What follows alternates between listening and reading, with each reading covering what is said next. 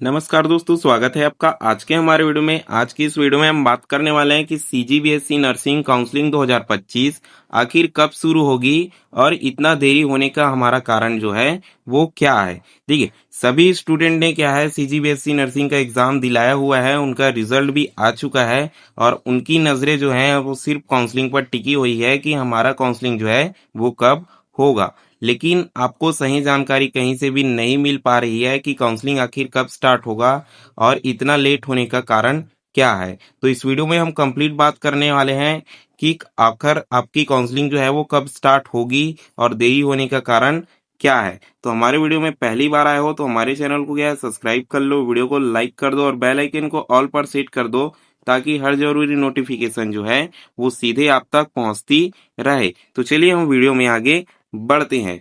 इस सवाल का इंतजार जो है वो हजारों छात्रों के मन में है। अभी तक सभी की नजरें इस बात पर टिकी हुई है कि आखिरकार बीएससी नर्सिंग की काउंसलिंग जो है वो कब से शुरू होगी। लेकिन ध्यान देने वाली बात यह है कि फिलहाल नीट यूजी काउंसलिंग अपने आखिरी चरण में पहुंच चुकी है। वर्तमान में नीट की स्ट्रे वैकेंसी राउंड काउंसलिंग चल रही है और जैसे ही यह राउंड पूरा होगा मेडिकल काउंसलिंग से जुड़ी प्रक्रिया जो है वो आपकी समाप्त हो जाएगी। बीएससी नर्सिंग काउंसलिंग से इसका क्या संबंध है? ठीक है, अगर मैंने बताया कि नीट यूजी की काउंसलिंग चल रही है तो आपके मन में अब ये सवाल उठ रहा होगा कि सर हमारा नीट से क्या मतलब है, हम तो बीएससी नर्सिंग वाले हैं। तो देखिए, दरअसल बात यह है कि जब तक नीट की काउंसलिंग की प्रक्रिया पूरी नहीं हो जाती तब तक जो है वो बीएससी नर्सिंग काउंसलिंग क्या है आपकी शुरू नहीं की जा सकती। इसका कारण यह है कि दोनों की काउंसलिंग एक ही पोर्टल में लगभग समान सिस्टम के साथ होगी।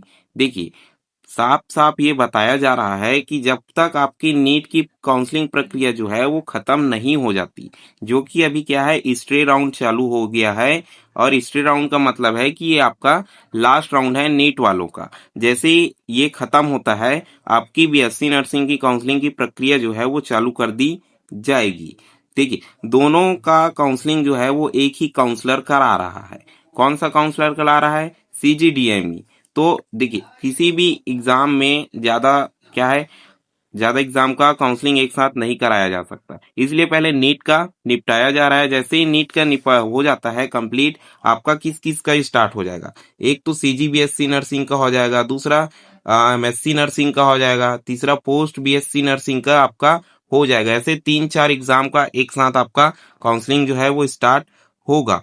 नीट यूजी काउंसलिंग का अंतिम राउंड खत्म होते ही क्या है बीएससी नर्सिंग काउंसलिंग का शेड्यूल जो है वो जारी कर दिया जाएगा। इसका मतलब ये है कि अब आपको क्या है पूरी तरह से तैयार रहना है कि आपका काउंसलिंग जो है वो कभी भी स्टार्ट हो सकता है।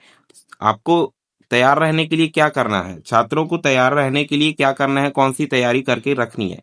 इसलिए छात्रों को अभी से क्या है सारे डॉक्यूमेंट्स जो है आप तैयार करके रख लीजिए। ऐसा मान के चलिए कि इस महीने के अंतिम तक, ठीक है, इस महीने के अंतिम तक क्यों, जैसे ही स्टेट राउंड जो है वो कल 22 तारीख से चालू हो गया, ठीक है, वो कितने दिन चलेगा? 5 से 7 दिन चलेगा। ठीक है, 5 से 7 दिन चलेगा। फिर क्या है उसकी लिस्ट निकलेगी। ऐसे में ये मंथ जो है वो निकल सकता है, ठीक है, ये मंथ लास्ट हो सकता है। लेकिन आने वाले मंथ के स्टार्टिंग में फर्स्ट वीक में क्या है आपका शेड्यूल जो है वो जारी कर दिया जाएगा और साथ ही साथ क्या है काउंसलिंग की प्रक्रिया जो है वो फर्स्ट वीक में आपकी स्टार्ट हो सकती है। और इसे जल्दी किया जाए तो हो सकता है कि इसी मंथ के लास्ट में आपका काउंसलिंग की नोटिस जो है वो जारी कर दिया जाए। ऐसे में अगर आपके पास क्या है कोई भी डॉक्यूमेंट्स, ठीक है, अधूरे पाए जाते हैं या गलत पाए जाते हैं तो आपकी क्या है काउंसलिंग कराने के बाद अगर सीट अलर्ट भी हो जाती है तो आपको आपका सीट जो है वो बिल्कुल नहीं मिलता। तो सबसे पहले आपको तैयारी क्या करनी है, इन चीजों पर आपको ध्यान देना चाहिए। सबसे पहले अपना आधार कार्ड सही से संभाल के रखिए। आधार कार्ड में आपका क्या है, आधार कार्ड मतलब लगेगा उसमें आपका नाम सही होना चाहिए, आपके माता पिता का नाम सही होना चाहिए, स्पेलिंग भी क्या है आपकी सही होनी चाहिए, नहीं तो बाद में बहुत बड़ी दिक्कत हो सकती है। 10th एंड 12th आपके 10वीं 12वीं के मार्कशीट सही होने चाहिए और आधार से नाम जो है वो मिलते जुलते होने चाहिए। आपके पास टीसी मतलब ट्रांसफर सर्टिफिकेट होना चाहिए। छत्तीसगढ़ का डोमिसाइल होना चाहिए। इसका मतलब है छत्तीसगढ़ का निवास प्रमाण पत्र आपके पास होना चाहिए। कैटेगरी सर्टिफिकेट आपके पास होना चाहिए। अगर आप क्या है SC ST OBC EVS से आते हो, कैटेगरी सर्टिफिकेट का मतलब है आपका जाति प्रमाण पत्र आपके पास होना चाहिए। ये कास्ट वैलिडेशन सर्टिफिकेट वही है, जाति प्रमाण पत्र आपका होना चाहिए। साथ ही साथ आय प्रमाण पत्र आपका होना चाहिए। लेकिन ये आय प्रमाण पत्र कब क्या है लगेगा, जब आपकी स्कॉलरशिप के लिए आपको जरूरत पड़ेगा। और साथ ही साथ यदि आप हॉस्टल लेते हो तो आपको क्या है इसका जरूरत पड़ेगा। पासपोर्ट साइज फोटो आपका अभी का अपडेटेड होना चाहिए। आप एकदम पुराना फोटो दोगे तो क्या है रिजेक्ट होने के चांसेस बढ़ जाते हैं। सिग्नेचर की स्कैन कॉपी आपके पास होना चाहिए। काउंसलिंग पंजीयन पंजीयन का इसकी मतलब स्लिप आपके पास होना चाहिए। जो आप काउंसलिंग कराओगे उसका पूरा अभी जो निकलेगा काउंसलिंग कराओगे उसकी हॉट कॉपी जो निकलेगी वो आपके पास होना चाहिए। काउंसलिंग फीस की रसीद आपके पास होनी चाहिए।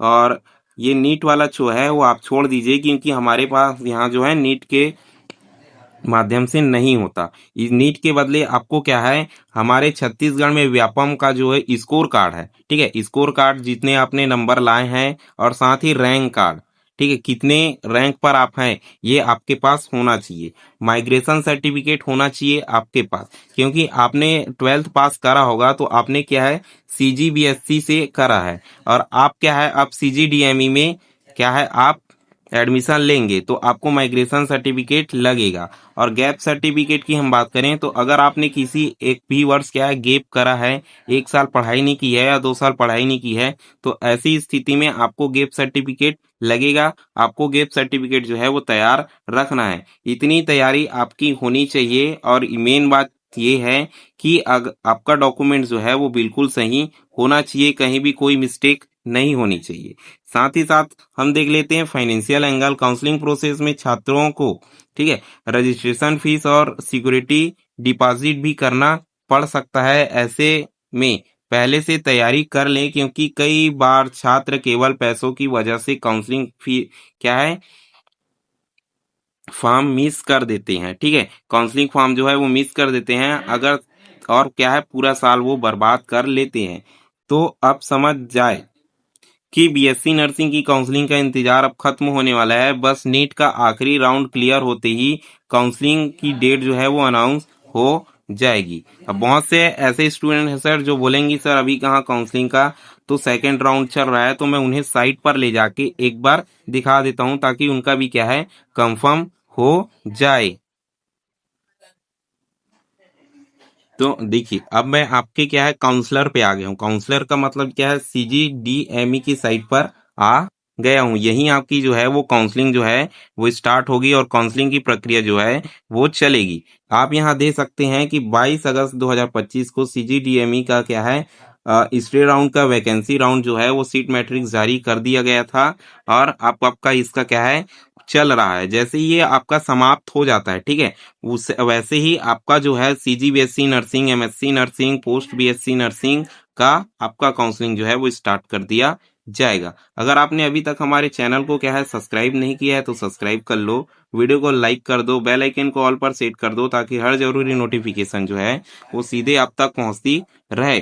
साथ ही साथ अगर आप क्या है घर बैठे काउंसलिंग की सुविधा पाना चाहते हो तो वीडियो की डिस्क्रिप्शन में और कमेंट बॉक्स में व्हाट्सएप ग्रुप का लिंक मिलेगा, आप ज्वाइन कर लीजिए। आपको घंटों क्या है चॉइस सेंटर या CSC सेंटर में बैठने की जरूरत नहीं है। हम आपका फॉर्म जो है घर बैठे सबमिट करा देंगे, काउंसलिंग की प्रक्रिया पूरी करा देंगे। आज के वीडियो में केवल इतना ही। सब्सक्राइब करना मत भूलना, वीडियो को लाइक करना मत भूलना और बेल आइकन को ऑल पर सेट करना बिल्कुल भी मत भूलना।